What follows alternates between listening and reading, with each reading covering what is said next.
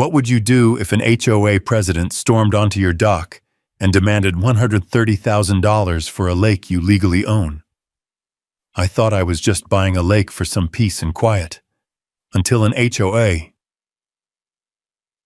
Karen marched onto my dock, demanding $130,000 in fees that never existed.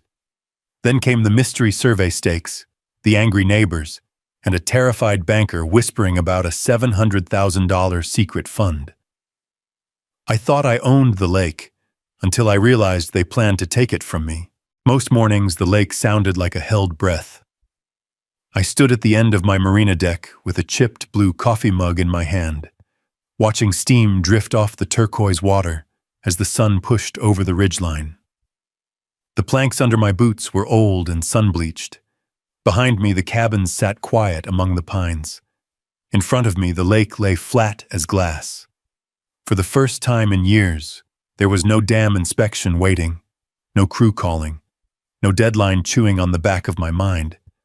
Just wind, water, and wood. Then I heard tires on gravel. The sound came up the access road, a smooth, heavy roll instead of the uneven growl of a ranch truck. I set the mug on the railing and turned. A silver Mercedes SUV slid out from the tree line and stopped just short of the sagging fence that marked my parcel. Chrome flashed in the early light. The engine cut off. The driver's door opened. She stepped down in a bright pink suit. Blonde bob, big sunglasses, heels that were going to hate my dock. She reached inside, pulled out a thick manila folder, shut the door, and started toward me. "Morning," I called. "You lost or just checking if the water's still here?" Her heels clicked on the wood, sharp against the soft slap of water on the pilings. She stopped a few feet away, close enough that I could smell perfume under the cold pine air. "Are you Remy Cole?" she asked. "That's me," I said. "And you are?" She offered a tight, professional smile. "I'm Bethany Reed, president of the Summit Marina Estates Homeowners Association." I'd been here long enough to know those 4 words, Homeowners Association President, never meant anything simple. "Funny," I said. "When I bought this place, the county clerk forgot to mention I came with an HOA." The smile didn't change, but her eyes cooled. "This won't take long," she said. She thrust the folder into my chest hard enough that I had to grab it to keep from dropping it. Cardboard edge bit into my palms. "That is formal notice of delinquent lake and marina assessments," she said, her voice flattening into something rehearsed. "You have 30 days to remit full payment, $130,000. The number hit harder than the folder. $130,000, I repeated. "Dollars," she said. 26 years of unpaid lake fees at $5,000 per year, plus legal costs. As the new owner of this parcel, the obligation is now yours." Behind her, the water stayed perfectly calm. The morning looked the same as it had 5 minutes earlier. The only thing that had shifted was the weight in my chest. "My deed doesn't mention any HOA," I said. "I checked every line before I signed." Bethany's smile sharpened. "Mr. Cole, Summit Marina Estates has governed this lake and its amenities since 2000, she said. "The previous owner signed a marina attachment agreement. This water is a community asset. The Gutuan community has paid to maintain it for decades. That debt doesn't vanish because you bought a deed." I opened the folder. On top was a cover letter with the Summit Marina logo. Under that, a 4-paragraph document titled Marina Attachment Agreement, dated May 12, 2000.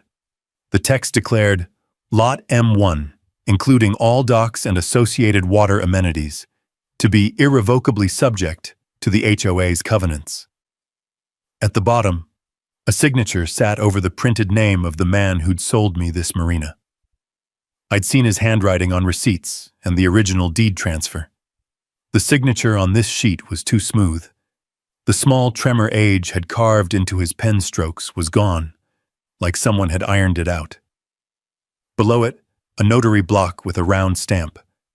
The ink of the stamp was darker than the rest of the text. In one corner of the page, I caught what looked like the ghost of another seal, half visible, as if the whole thing had been laid over an older document on a scanner. Behind that, a ledger listed 26 years of lake assessment, $5,000, the word unpaid marching down the margin in red. "We've been extremely patient," Bethany said. "Out of respect for your predecessor, the board chose not to pursue foreclosure. But our attorney has made it very clear, assessments follow the property. You enjoy this view, you pay what's owed for it." "This marina parcel is outside your subdivision map," I said. The clerk showed me. No covenants, no restrictions, nothing about Summit Marina Estates. "You're an engineer, correct?" she asked. "You understand how systems work. Our system is simple. Property attached to our documents is governed by our rules." "I spent 20 years looking for hairline cracks in concrete dams," I said. "Things that didn't show up until you looked close. From where I'm standing, this little system of yours has more than a few." A breeze came off the lake and fluttered the top page. "In 30 days, Bethany continued, if this balance is not paid in full, we'll file a lien against this parcel with the county. After that, we'll restrict access to association-controlled lake amenities and proceed with foreclosure if necessary. I would hate to see a newcomer like you lose everything over a misunderstanding." "Misunderstanding," I echoed. She stepped in just enough that her perfume cut through the smell of wet wood. "I'm trying to give you an easy path, Mr. Cole," she said softly. "This lake is the heart of our community. People who actually live here have invested in it for decades. I won't let an outsider jeopardize that." There it was. Outsider. Smooth word. Heavy impact. "You said this attachment was recorded with the county," I said. "Not just in your HOA files." "Of course it was recorded," she said. "Everything is proper." "Good," I said. "Then that's where I'll start." For the first time, her smile slipped, by a fraction, before snapping back into place. "You do that," she said. "In the meantime, I suggest you talk to a financial advisor. $130,000 is a lot to pretend you don't owe." She pivoted on her heel and walked back along the dock. The Mercedes door slammed, the engine hummed to life, and a moment later she was gone. I stood on the deck with the folder in my hands and looked out over the turquoise surface my deed said belonged to me. If this place was outside their boundaries, why was an HOA president willing to drive out here at dawn to threaten me over it? And what exactly was in this lake that made $130,000 sound like a reasonable opening move? The questions followed me as I walked back toward the cabin, the boards creaking under my boots. The morning light had shifted a little, brighter now, pushing shadows back under the pines. But I still felt the cold that had crept into my chest after Bethany's visit. It wasn't the kind of cold you shake off. It was the kind that settles behind your ribs and waits. I set the folder on the kitchen table and stared at it like it might blink first. The paper looked harmless enough in the soft cabin light, smooth, neatly printed, perfectly organized. But it didn't match the truth I'd been handed the day I bought this place. It didn't match anything I'd seen in the county records room. And I'd spent too many years studying stress fractures in concrete not to recognize a hairline crack when I saw one.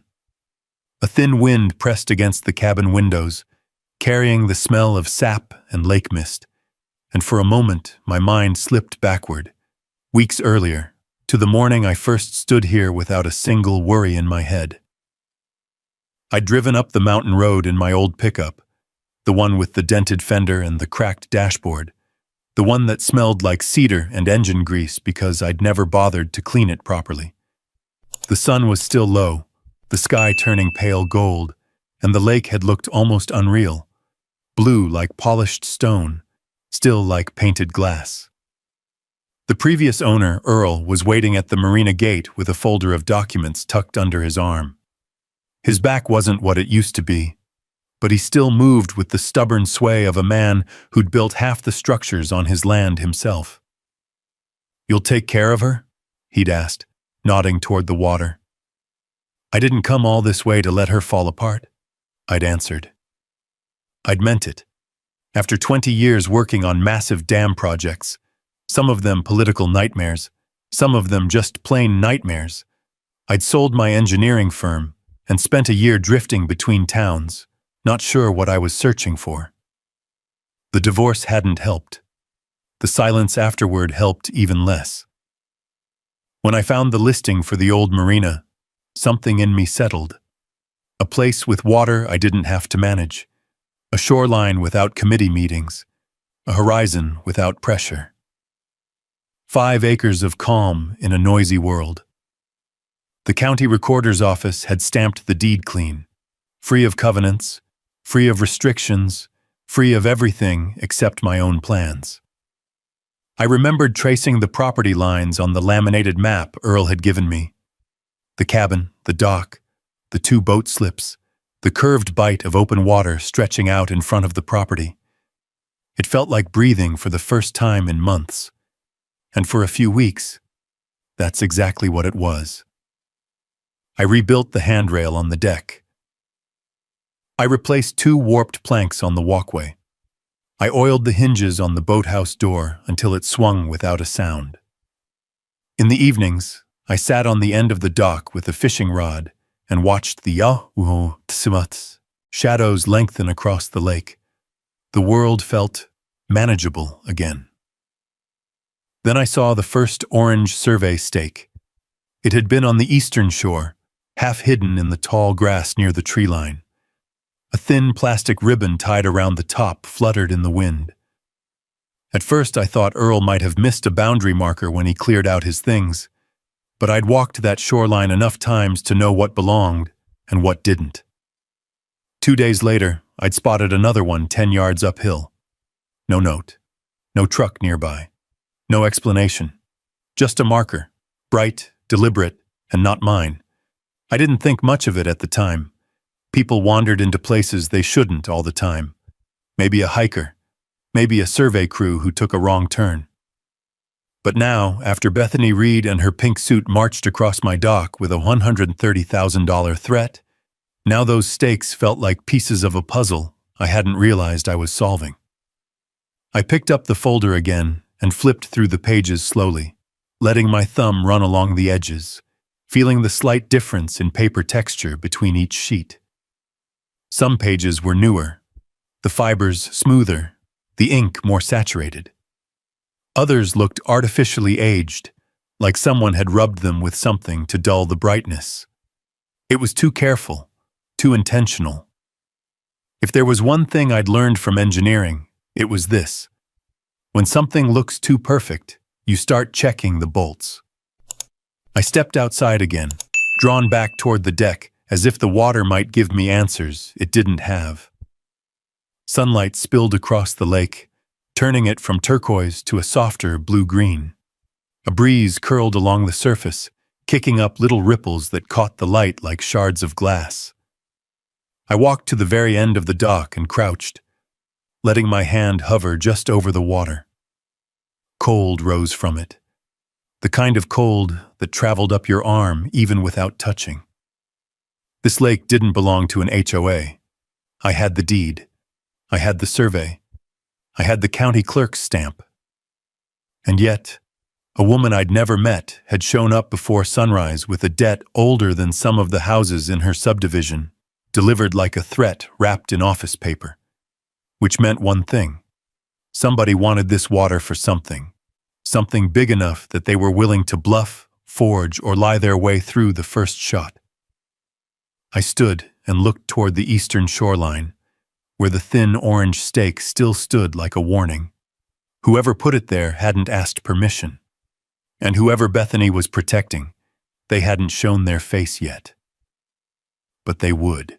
The wind shifted, brushing across the lake and pushing at my shirt like a quiet reminder to stay alert. Somewhere across the water, a bird called out. Sharp, quick, gone just as fast. I felt the stillness change, the way it does before something breaks. The break came the following morning, I was in the boathouse tightening a loose hinge when I heard the unmistakable sound of heels on the dock again. Not slow, not hesitant, purposeful. I stepped outside before she had the chance to knock on anything. Bethany stood at the end of the walkway, like she'd been planted there overnight. Pink suit again, same shade, same polished fabric that didn't wrinkle even in the mountain air. But this time she wasn't alone. 2 HOA board members trailed behind her, both men in pressed button-down shirts who looked like they'd rather be anywhere else. One carried a leather binder. The other held a tablet as if waiting to record a confession. "Mr. Cole," Bethany said, her voice bright enough to feel artificial. "We need to finalize yesterday's notice." I wiped my hands on a rag and stepped onto the deck. "You didn't give me much time to read it," I said. "You dropped it and ran." "I did not run," she replied, the edges of her smile stiffening. "I allowed you space to process the seriousness of your situation." "Right," I said. "Well, I processed. Still doesn't make sense." She gestured sharply, and the board member with the binder stepped forward. "We brought the attachment documents for your review," he said, opening the binder to the same marina attachment agreement I'd seen the day before. Even in the morning light, it looked off, the wrong kind of crispness for something supposedly printed 24 years ago. Bethany tapped the signature at the bottom with a manicured finger. "As you can see," she said, "your parcel became part of Summit Marina Estates in 2000. Your predecessor's refusal to participate in community obligations was tolerated as a courtesy, not a precedent." I crouched slightly, studying the page more closely. The corner of the document lifted in the wind, revealing the faint impression of another document behind it. Whoever had scanned it hadn't done a clean job. The signature, smooth, glossy, too perfect, gleamed like fresh ink. "You ever meet Earl?" I asked without looking up. Bethany blinked. "Who?" "Earl Thompson," I said. "The man who owned this place for 34 years. The one who supposedly signed this." She exchanged a quick glance with the man beside her. "I met him briefly when he stopped attending meetings." "That man didn't sign anything without missing half the line," I said quietly. His hand shook, years of working with heavy tools, and he definitely didn't sign something that ties his lake to a neighborhood he didn't even live in. Bethany exhaled through her nose, a thin flare of impatience breaking through her polished tone. "Mr. Cole, you are not in a position to question documents that have stood unchallenged for over 2 decades. I stood and faced her fully.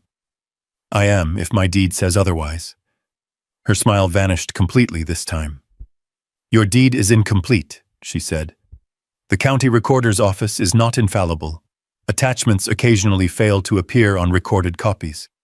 The association's records, however," she tapped the binder, "are meticulous." "Convenient," I said. Behind her, the man with the tablet shifted uneasily, as if the conversation were veering somewhere he hadn't rehearsed. The other board member cleared his throat. Bethany straightened her jacket. "To avoid escalation, we're prepared to offer a payment arrangement. A structured plan for the $130,000 balance. Monthly installments. Interest deferred for 6 months. A reasonable pathway." "No." My answer was calm enough to make her eyes narrow. "No," she repeated. "You misunderstand. I'm not paying," I said. "Not a dollar, not a dime. Not until I see proof that isn't printed on the office printer you keep in your HOA clubhouse." The tablet guy took a half step back. Bethany's lips tightened. "I will remind you," she said, "that failure to comply with lawful assessments will result in a lien. Once recorded, it will remain attached until paid. Foreclosure is not off the table." "You told me that yesterday," I said. "It didn't get truer overnight." The wind picked up again, sending ripples across the lake and tugging at the loose corner of the document in her binder. Sunlight glinted off the metal rings, briefly reflecting in her sunglasses. She leaned forward just slightly. "You are very new here, Mr. Cole," she said. "And sometimes new residents don't fully appreciate how this community works. Summit Marina Estates values order, predictability. People who think they're outside the rules learn quickly that they are not." "Good thing I'm not in your community," I said. "Or your rules." The two board members exchanged wide-eyed looks.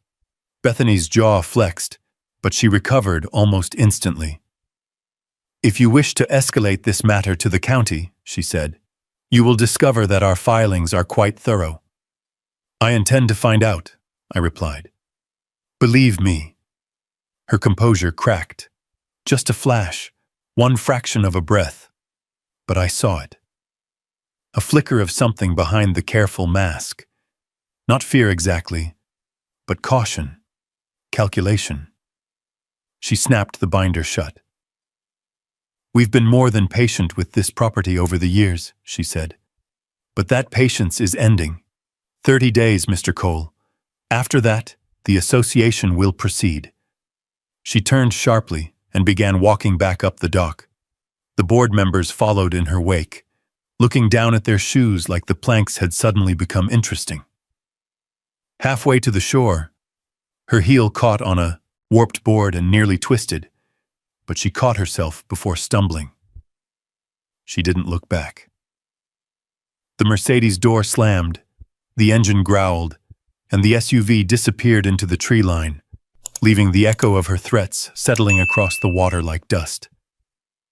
I stood alone again, listening to the lake breathe. The forged feel of the signatures was one thing. The sudden debt claim was another. But her confidence, her absolute certainty that I'd fold, felt like the biggest warning of all. That wasn't the confidence of someone enforcing a rule. It was the confidence of someone protecting a secret. The sun brightened, catching the orange survey stake on the eastern shore. The ribbon fluttered like a taunt. Whatever Bethany was hiding, she wasn't hiding it alone.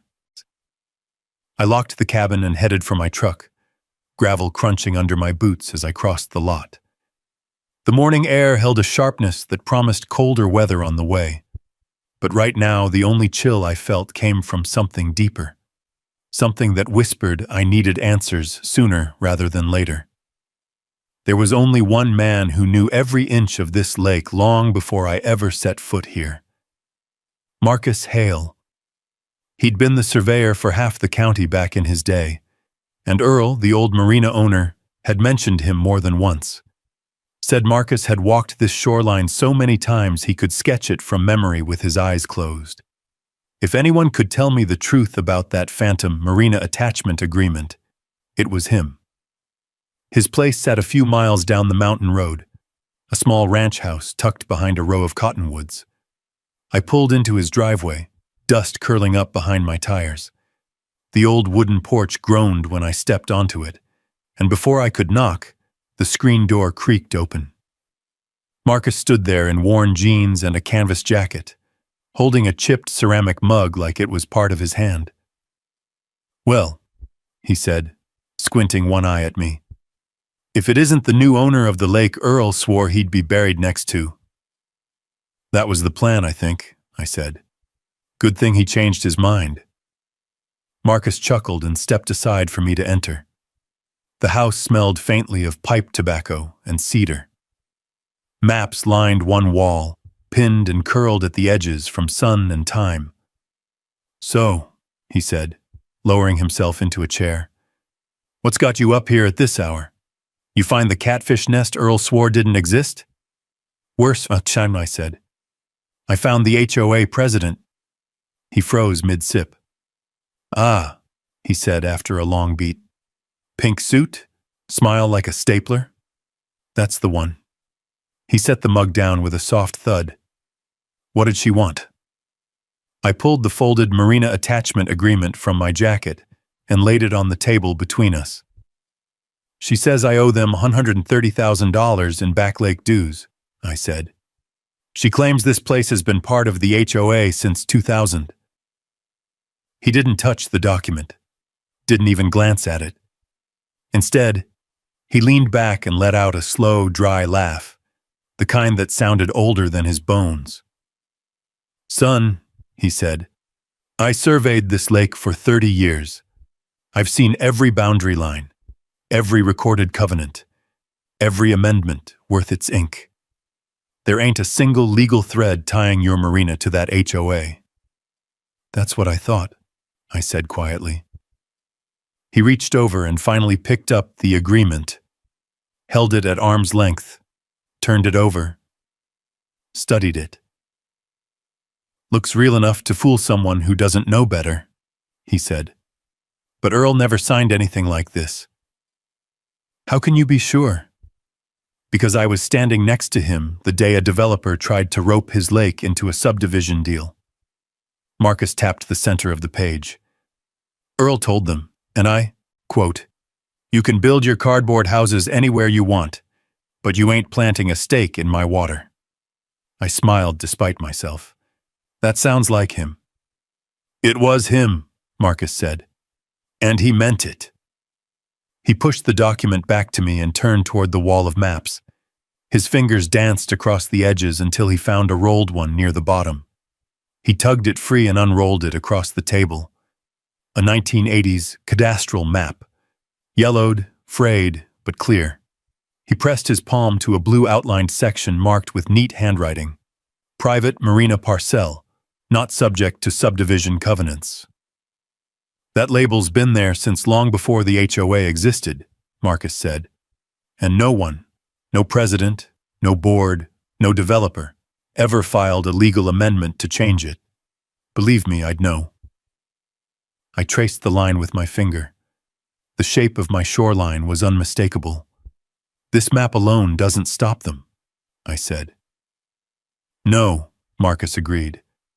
"But it proves they're lying." He leaned forward, lowering his voice. "Tell me," he said, "you seen any orange survey stakes along the eastern side of your shore?" My pulse stalled.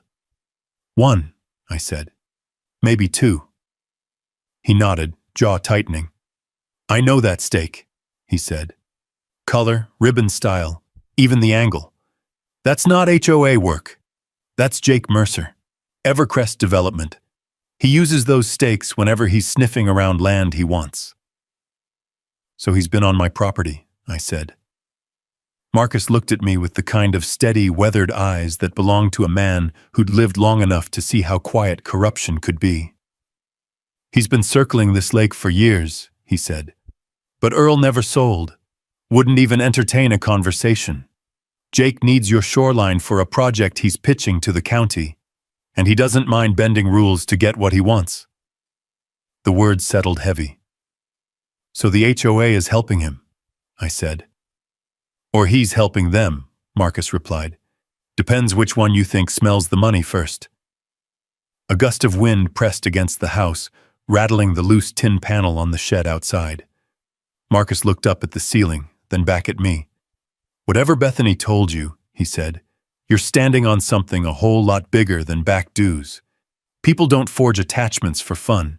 They forge them because something valuable is about to change hands, and they don't want to pay the real price." I rolled the map back into its worn shape and held it carefully. "Marcus," I said, "are you saying someone's trying to steal this lake?" He didn't hesitate, not even for a second. "I'm saying," he said, "you'd better find out why they need it so bad, and why they're starting with you." Outside, the wind picked up again. The orange stake across the water trembled in the gusts like a signal I was only just learning how to read. Whatever game Bethany and her board were playing, the stakes weren't just orange, they were enormous. By the time I drove back to the marina, the late morning sun had sharpened into something bright and unforgiving. The lake glittered, almost too calm for the way my mind churned. I parked beside the boathouse and sat with the engine off, hands resting on the steering wheel, listening to the soft ping of cooling metal. I needed someone who understood land law better than I did, someone who could confirm what Marcus said, and maybe explain why a forged attachment agreement was suddenly worth 6 figures to an HOA. There was only one person I trusted for that. Sarah Mitchell. We'd met years earlier when one of my dam projects needed a water rights attorney. She was sharp, steady, and relentless in a courtroom. Someone who could take a 20-page statute and boil it down to one sentence even an irritated county commissioner could understand. She'd also fought her own HOA once, over a drainage issue that turned into a near lawsuit. She knew the fight, and she didn't scare easy. I grabbed my phone and called her. She picked up on the second ring. "Well, well," she said. "If it isn't Remy retired too early Cole, how's the quiet life treating you?" "It was peaceful," I said. "Until yesterday morning." Her tone shifted instantly. "What happened?" "You ever heard of Summit Marina Estates?" I asked. She groaned softly. "Yes, unfortunately. HOA with a reputation for creative interpretations of their bylaws." "Creative's one way to put it," I said. "The president showed up at my dock with a $130,000 bill." There was a long pause. "I'm sorry, what?" I took a slow breath, watching a hawk circle above the ridge. "She claims my marina was added to their association in 2000, I said. "Says I owe 26 years of lake assessments." "And your deed?" she asked. "Clean," I said.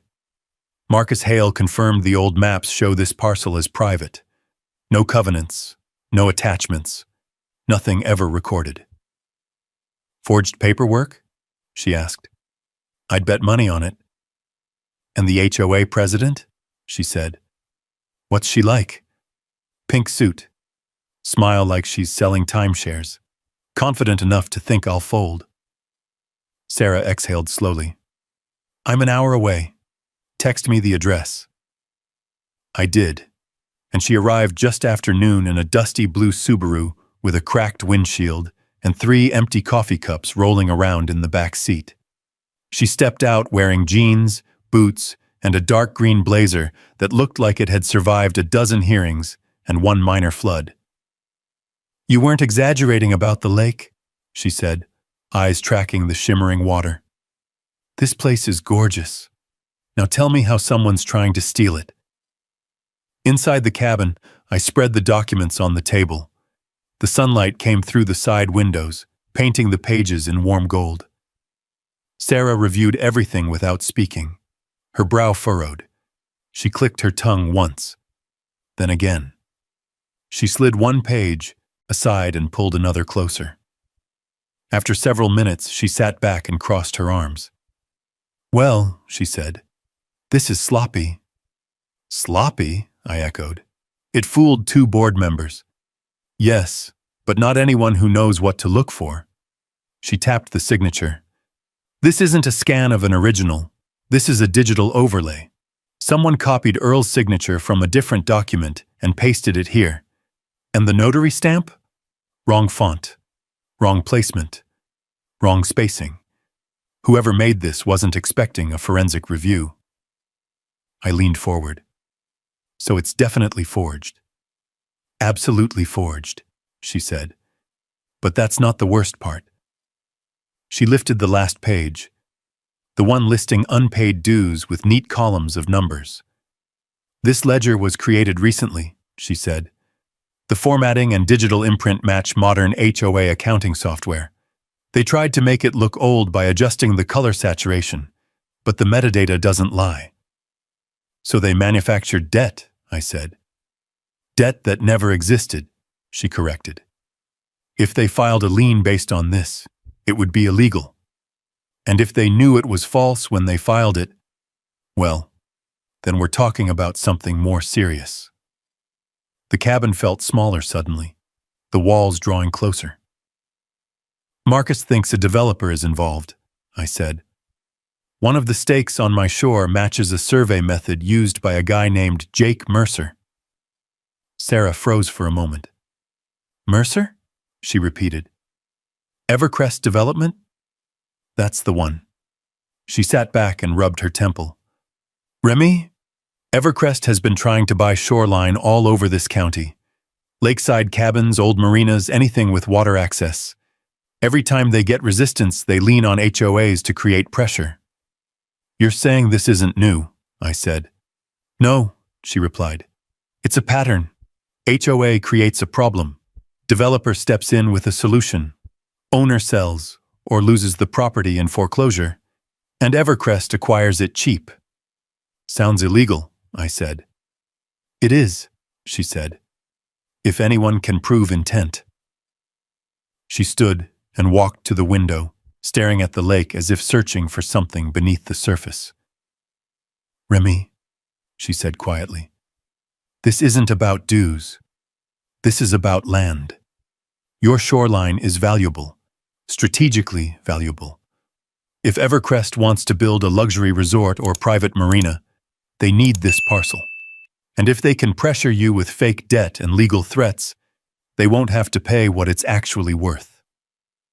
A gust of wind rattled the cabin door. Something thumped softly against the dock outside, maybe a rope slackening. I felt the shift inside me again, the one that had been building since Bethany first stepped onto the boards in her bright pink armor. So what do we do? I asked. She turned back toward the table, her expression sharpening into the version of her I remembered, the attorney who once stood in front of a state, water board, and dismantled a 20-page report in less than 10 minutes. First, she said, we document everything, every inconsistency, every signature flaw, every misfiled bylaw. Second, we get the actual recorded documents from the county, not copies, originals. If the HOA's attachment doesn't appear in the recorder's database, that alone is enough to challenge any lien. And third? She smiled, small and dangerous. Third, she said, we find out how deep their fraud goes. Outside, the lake shimmered beneath the bright afternoon sun, calm on the surface but hiding currents below. Somewhere out there, a developer had already staked claims on land that wasn't theirs. And up the hill, an HOA president in pink had threatened me with a debt she couldn't prove. But now I had someone in my corner. And for the first time since this whole mess began, the fear that had crept in earlier shifted, leaning into something steadier. Resolve. That resolve lasted until the next morning, when the quiet shoreline turned against me. The first sign came as I walked down to the dock with a mug of coffee. The sky was a pale, brushed silver, low clouds drifting over the ridge.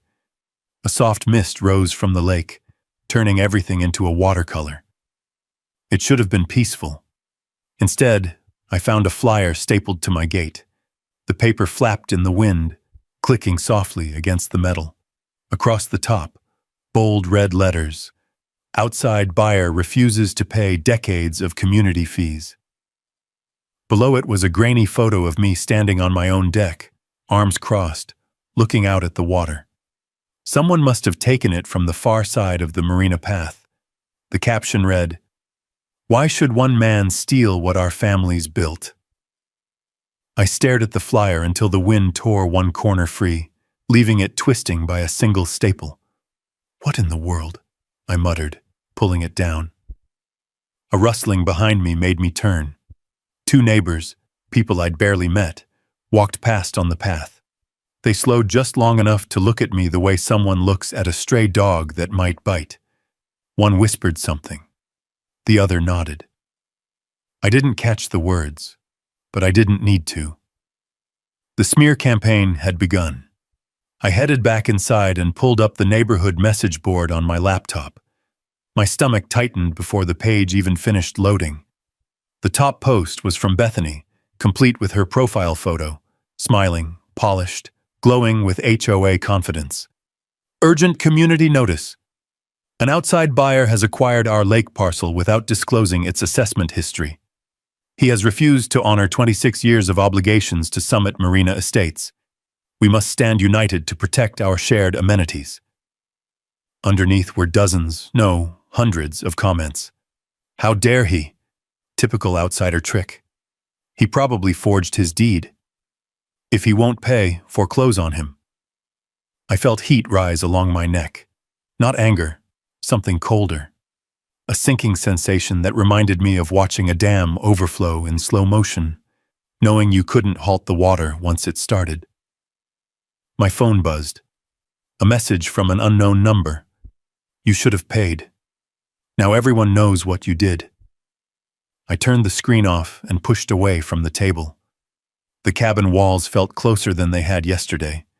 Sarah arrived 20 minutes later, her Subaru crunching to a stop on the gravel. She took one look at my face and didn't bother with greetings. What happened? I handed her the flyer. She read it once, then again, then folded it in half with slow, deliberate precision. Well, she said. Bethany wasted no time. That's one way to put it, I said. She moved to the laptop and skimmed the comments. Her jaw clenched. They're trying to isolate you, she said. If they can turn public opinion against you, it becomes harder for you to challenge anything. Community pressure is their most effective weapon. Didn't realize I had a community to be pressured by, I said. You do now, she replied dryly. And they've been told you're stealing their lake. I paced to the window. Outside, the lake was still again. Too still. The mist had pulled back from the surface, leaving a glass-like calm that didn't match the storm building around it. It gets worse, I said. Someone took a picture of me on my deck. Won't be the last, she said. These things snowball. The knock on the door came like a punch. I opened it to find a man I recognized from the HOA directory. Tom, I thought, standing with a clipboard in his hand and sweat on his brow despite the cool air. Mr. Cole, he said stiffly, the board asked me to deliver this. He handed me a printed sheet and stepped back like I might swing at him. It was another statement of dues, same number, same threat, but this one had an added line at the bottom. Failure to comply will result in community access restrictions. What does that even mean? I asked. You'll be denied use of shared amenities, Tom stuttered. The marina walkway, the lake overlook, the boathouse lane. The HOA maintains all of it.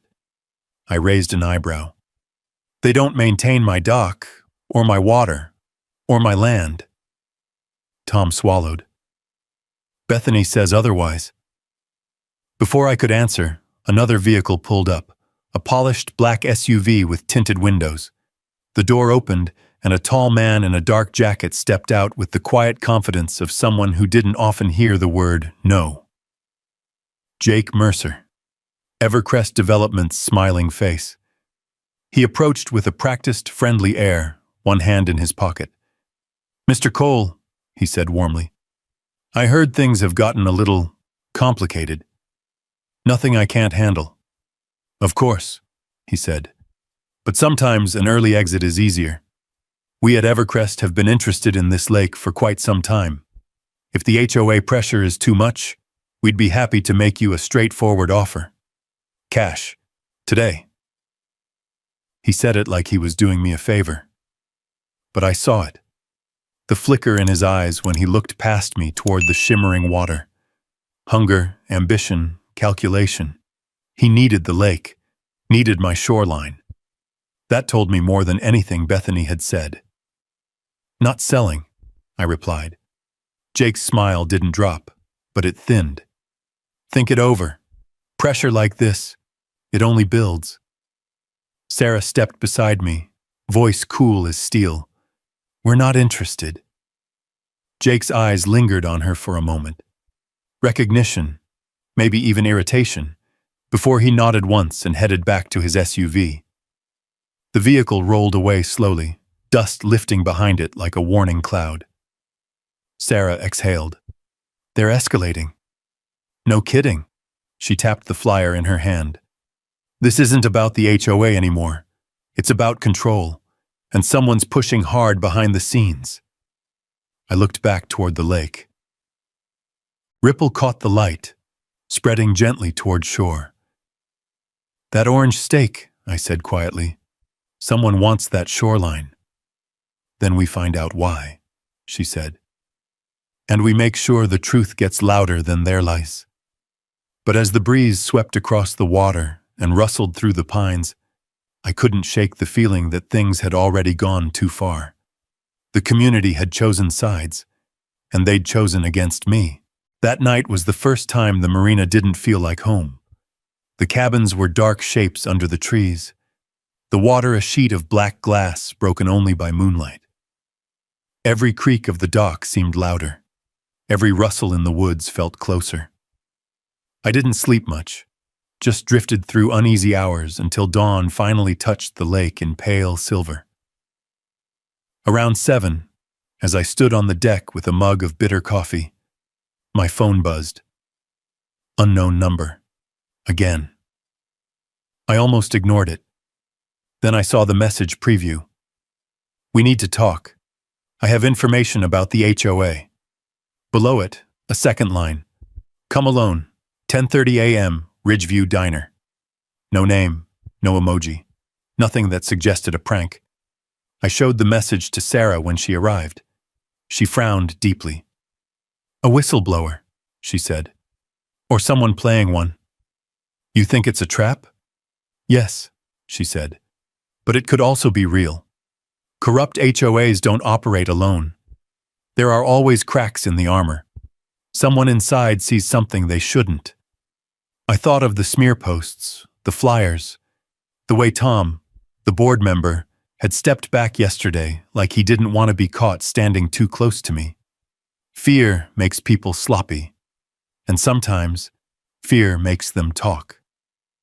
At precisely 10 o'clock, I drove toward Ridgeview Diner, a squat brick building off the old highway with a flickering neon sign that had never managed to stay fully lit. The air carried the smell of rain, even though the sky hadn't opened up yet. Gray clouds brushed low over the tree line like they were listening. I parked near the side entrance and scanned the lot. A trucker nursing a cigarette. A couple arguing beside a minivan. A teenage waiter tossing trash into the dumpster. Nobody suspicious, nobody waiting. Inside, the diner buzzed with the hum of breakfast conversations and clinking dishes. I chose a booth in the back corner, the one with peeling red vinyl and a clear view of both exits. My coffee arrived before I ordered it. The waitress recognized me from a few visits and didn't ask questions. At 10:31, the bell over the front door jingled. A man slipped inside. Mid-40s, plain gray jacket, sunglasses even though we were indoors, hands trembling slightly as he scanned the room. His gaze landed on me. He paused, swallowed, then walked over. "Mr. Cole?" he asked in a low, tight voice. "That's me," I said. He slid into the booth without removing his jacket. "I can't stay long," he whispered. "I shouldn't be here at all." "Who are you?" I asked. He hesitated, then leaned closer. "I work at First Regional Bank," he said. "Accounts Department. Summit Marina Estates has been a client there for 12 years. His fingers drummed nervously on the table. "6 months ago," he said, "I found irregularities during a routine audit." My stomach tightened. What kind of irregularities? He glanced toward the counter, confirming no one was listening. Then he reached into his jacket and withdrew a thin manila envelope. He placed it on the table between us. "Before I show you this," he said, "you need to understand something.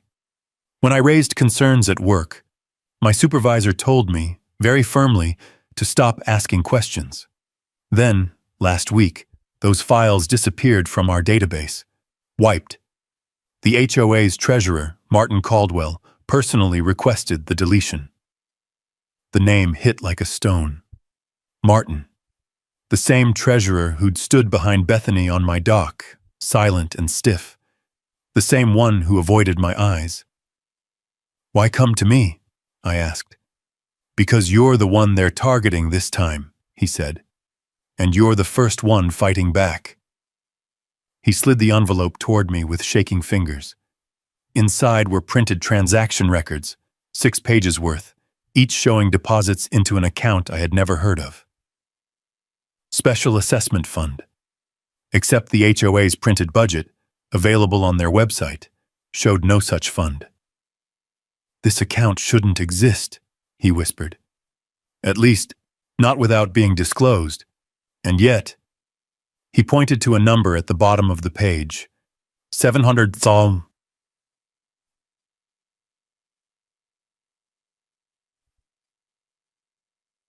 My breath caught.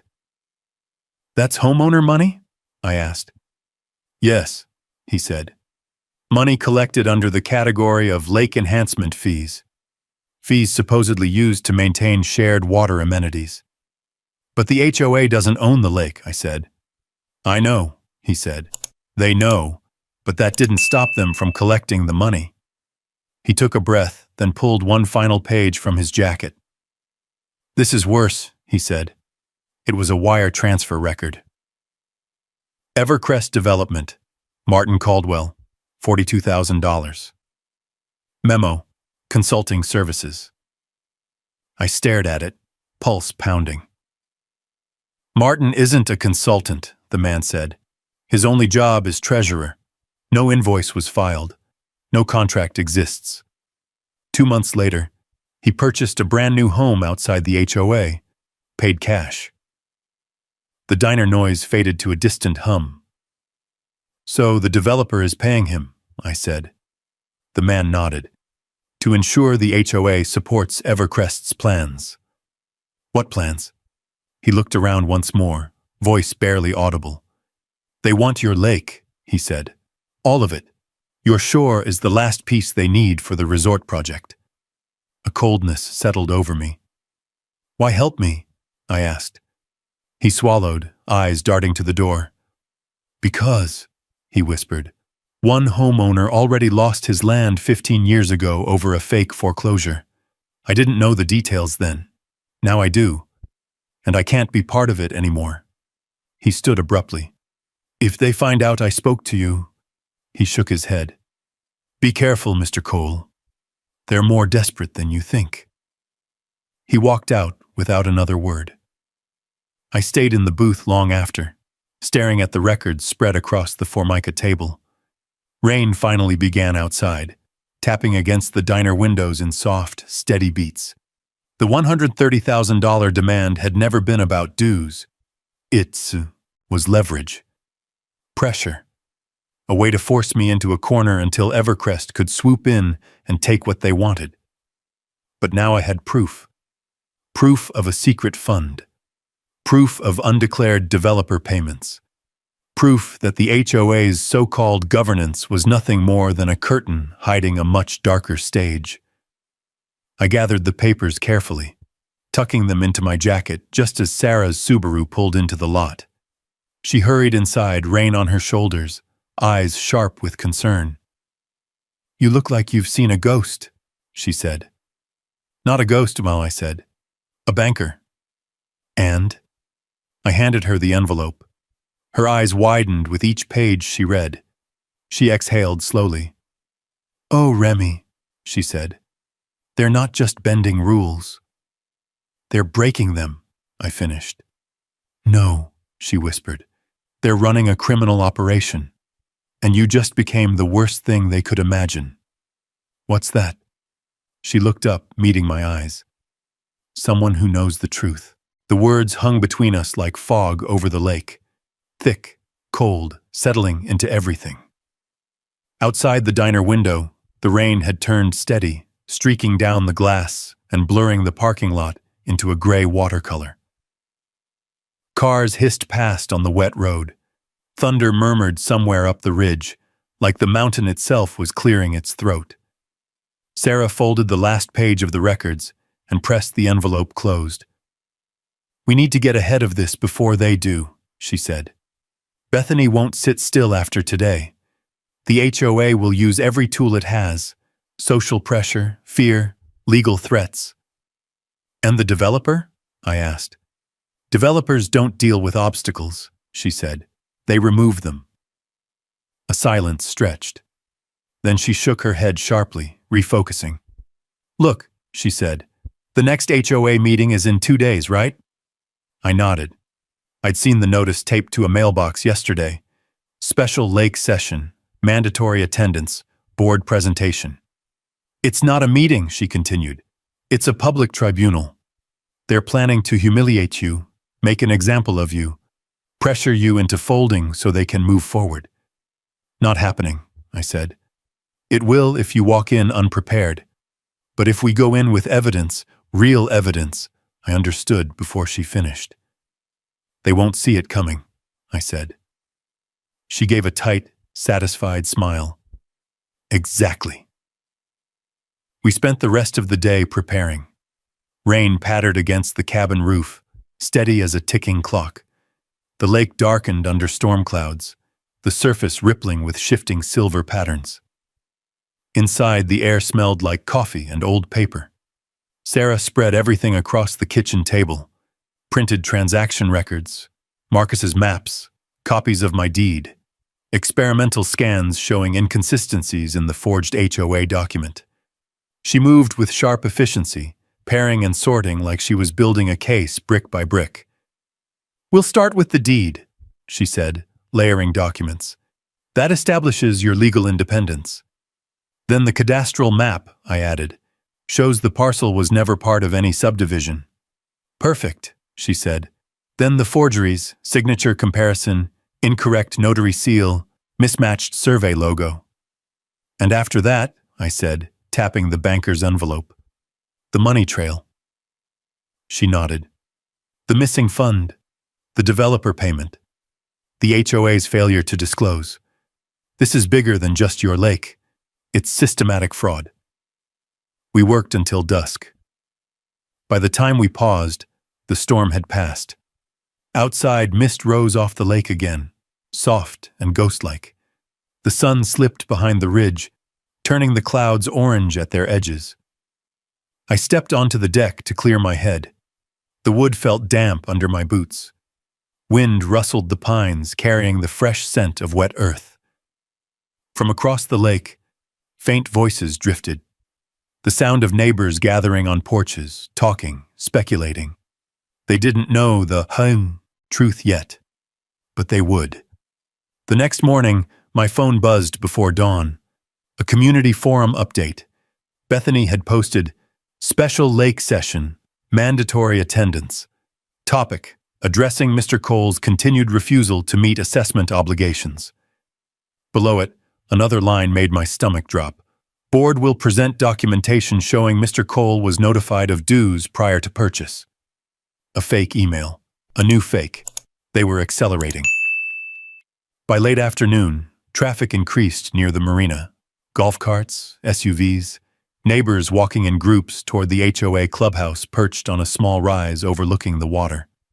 The building glowed warm against the setting sun, but it felt less like a community center and more like a courtroom I'd been summoned to. Sarah arrived with a rolling projector case and a laptop bag.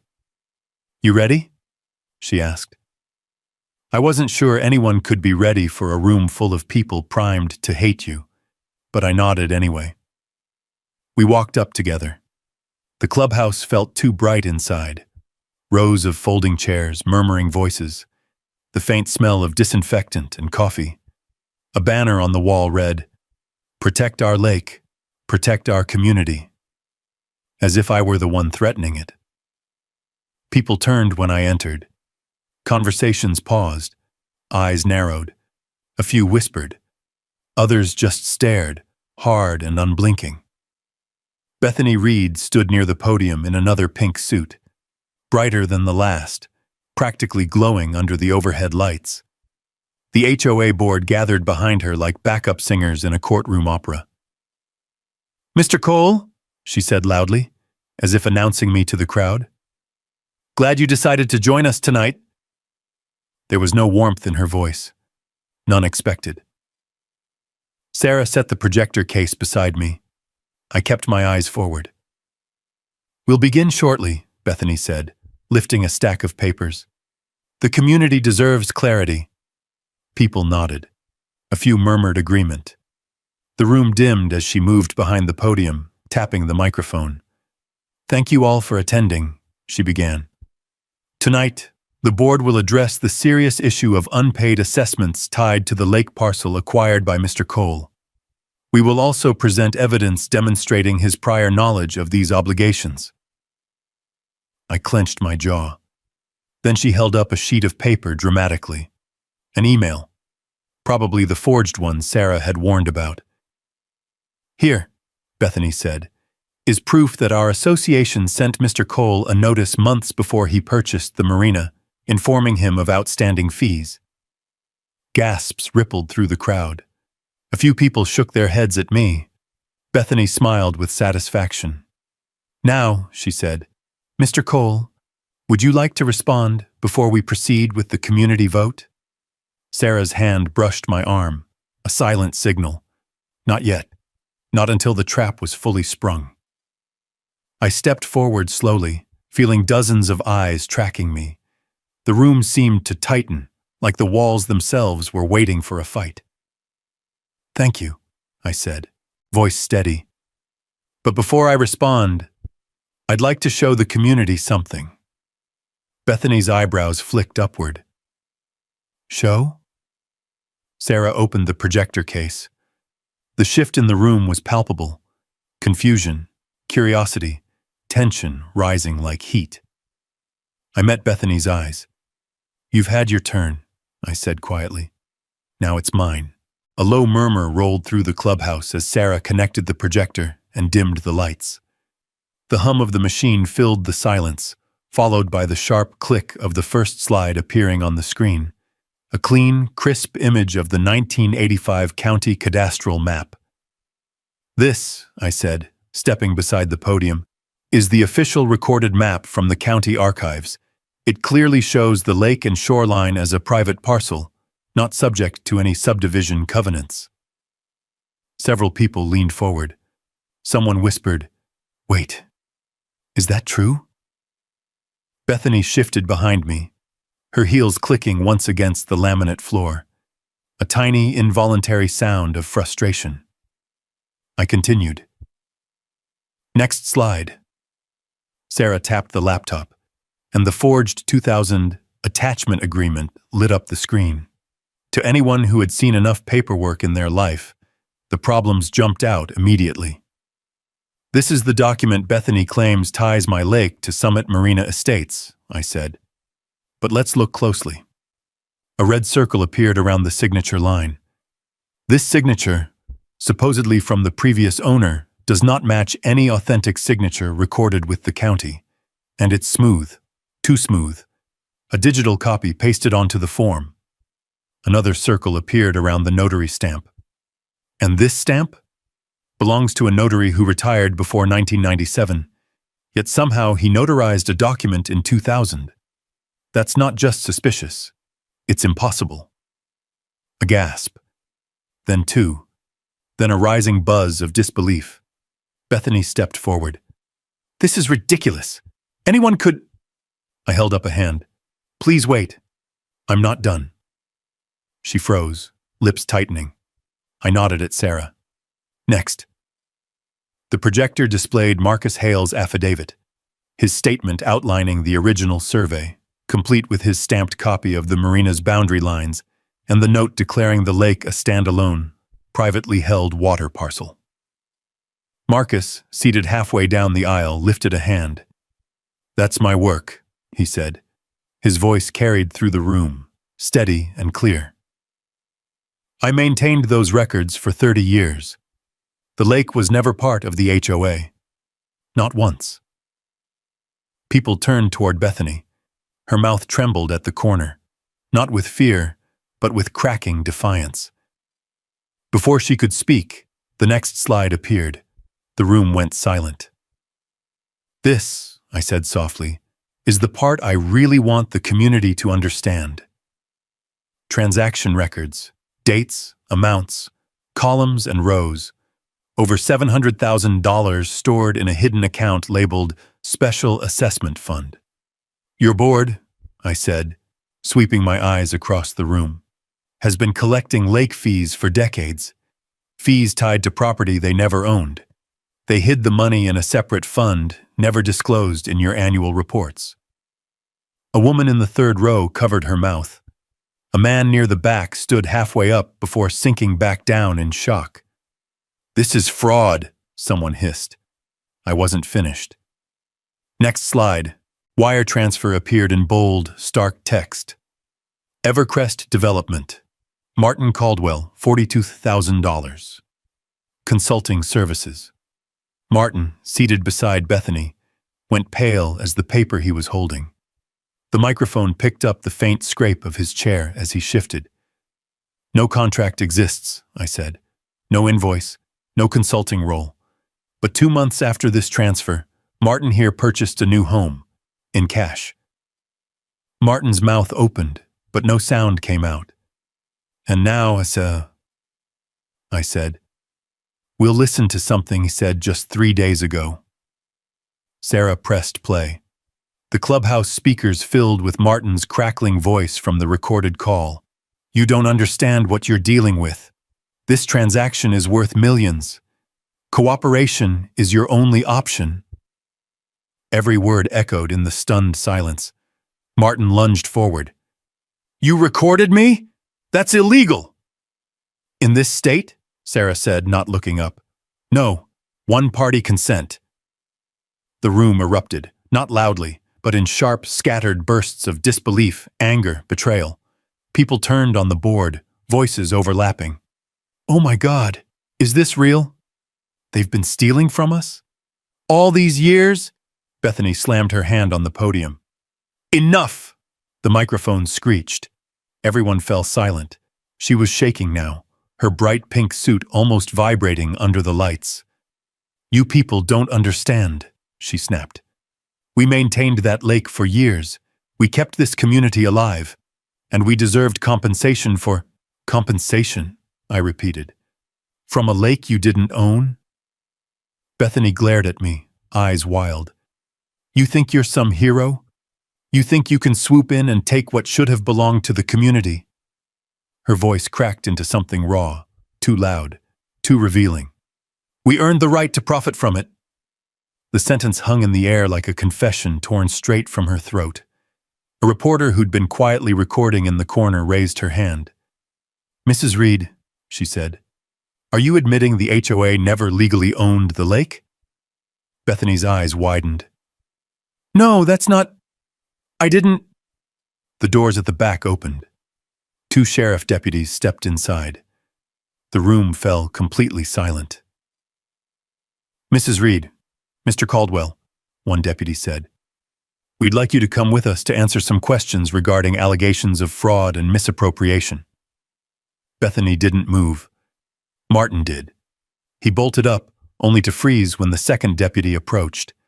For a moment, neither of them looked powerful. They looked exposed, stripped of the authority they'd wrapped themselves in. Like their pink suit empire had finally shown the rot underneath. As they were escorted out, neighbors stared, some furious, some stunned, some simply exhausted from years of manipulation they hadn't realized they'd lived under. I stepped back from the podium, letting the projector screen fade to white. Sarah closed the laptop slowly. "You did it," she murmured. "No," I said softly, looking around at the faces of the community. "We just told the truth." And the truth, once spoken, had done exactly what it always does. It broke the lies wide open. The clubhouse felt strangely hollow after the deputies escorted Bethany and Martin out. Conversations rose like murmuring waves. Confusion, guilt, anger, relief, all swirling together in the wake of a structure that had finally collapsed. Some residents apologized as they filed past me.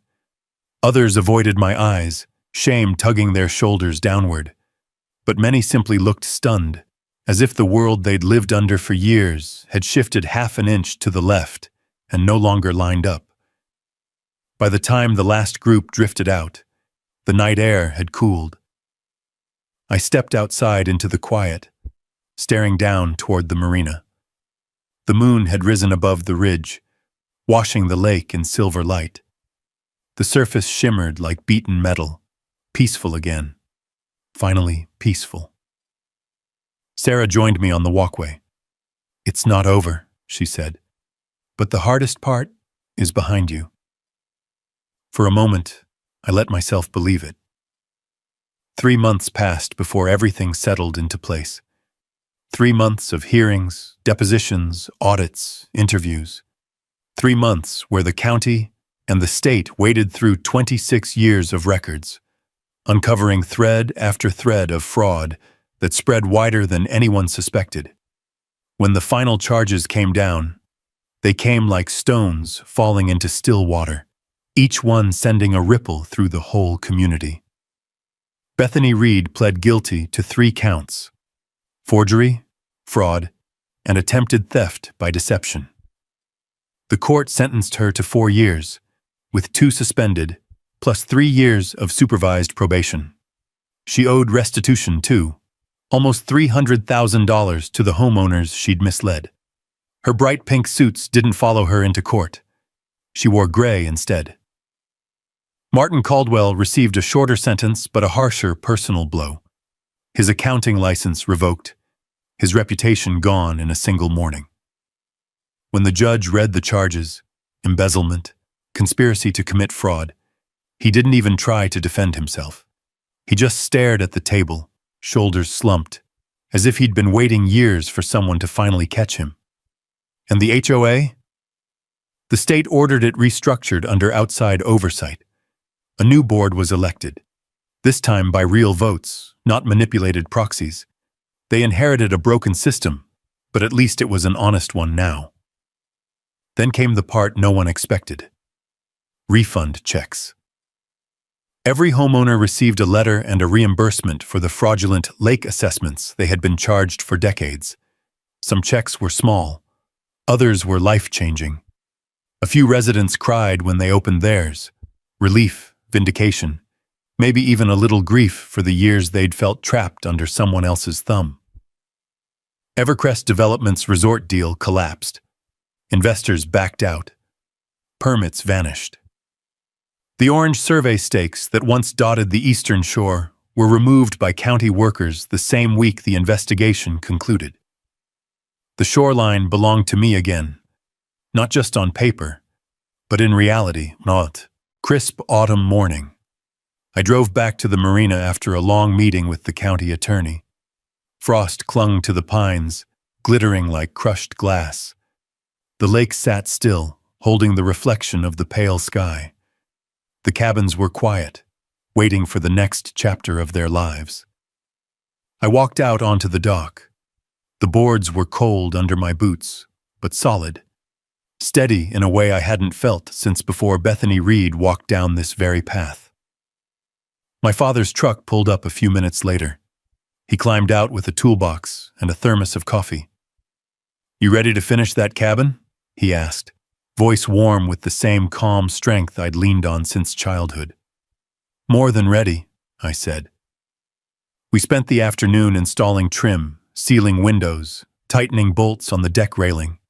The scent of sawdust mixed with the sharp autumn air. Inside the cabin, the fireplace crackled softly. The home I'd imagined on the day I bought the marina finally taking form. When we finished, I hung the last item on the wall above the mantel.